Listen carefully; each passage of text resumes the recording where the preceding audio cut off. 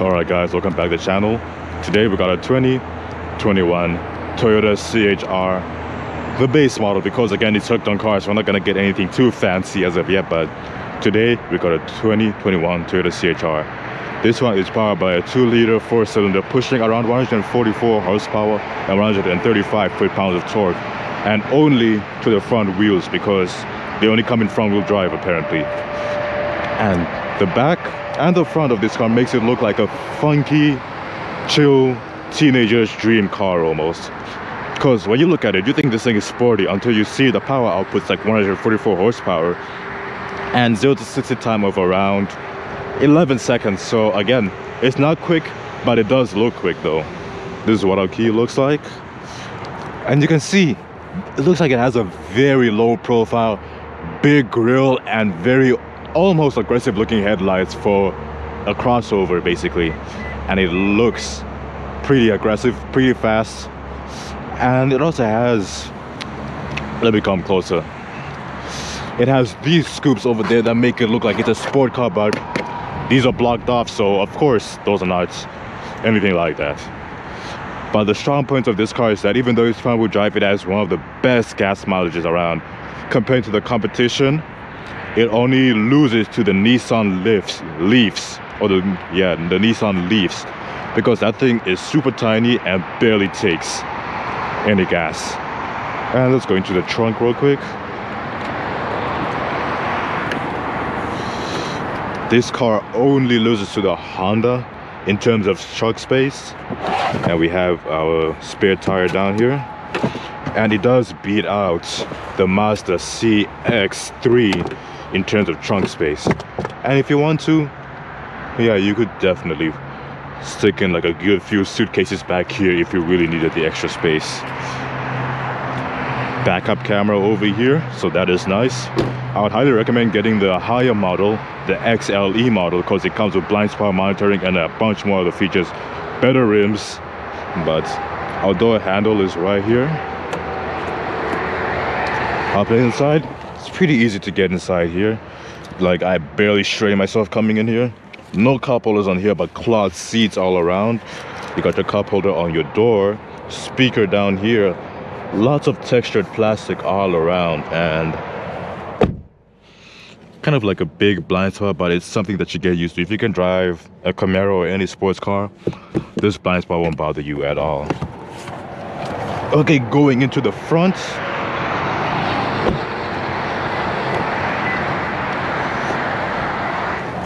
this is what we're working with. It's not push to start, so boop.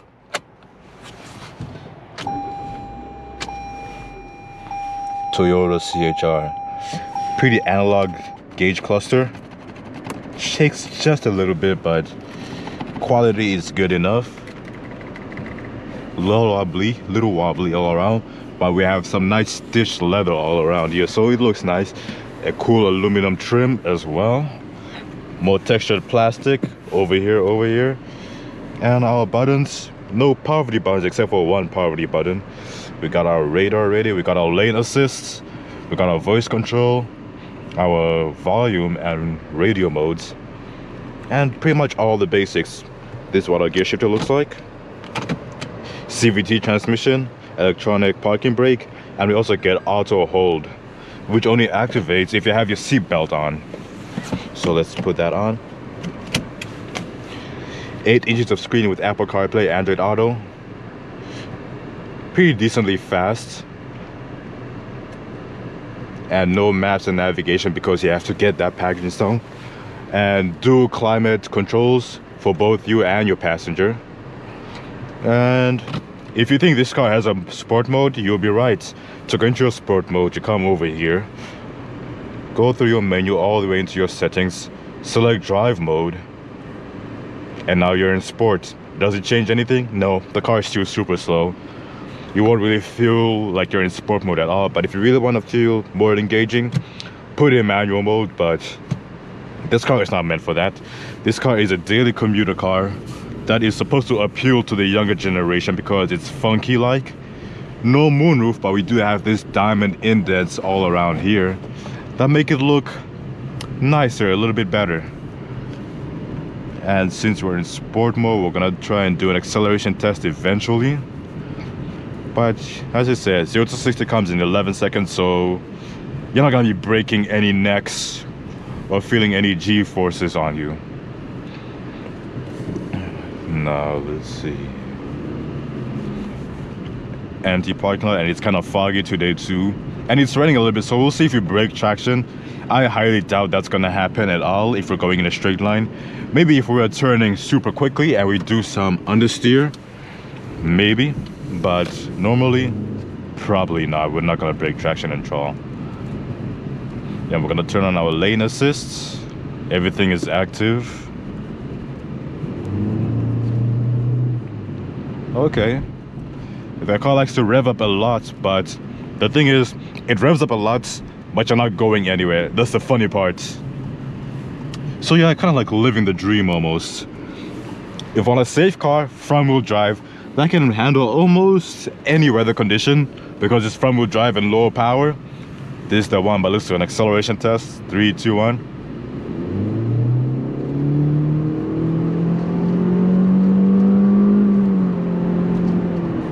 Wow, that was full throttle for...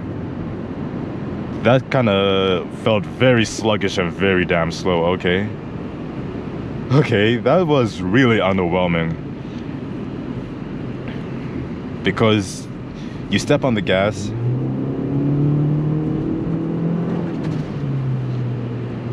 the sport mode does help a little bit, making it feel a little bit more reactive and more sensitive on the throttle control. So you can't really complain too much, but it feels decent. Acceleration is nothing to be proud of, to be honest. But the handling,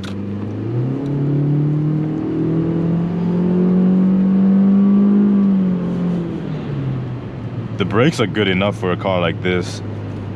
Very minimum body roll because it's so low to the ground, like it has a lower profile. So the body roll isn't crazy. Okay, getting a feel of this car. The suspension is adequate. It's nothing crazy at all. But once you hit some rough patches of road, you hear a lot of cabin noise. So that's something to look into. If you cruise a lot or if you want to go off-roading, I wouldn't recommend this car. Just because it likes all-wheel drive and it's not as competent off-roading. But the plus side is that it does have a higher safety rating, slightly compared to its competition as well too. So it's like a win and a lose. You win some, you lose some. You gotta compromise a little bit when you get this car because it doesn't feel it's not exciting, it's not fast, but it's gonna save you on gas too. So let's quickly get out of sport mode.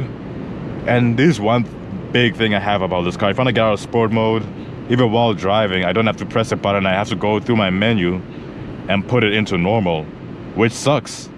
Like, I don't want to do that. Just give me a button.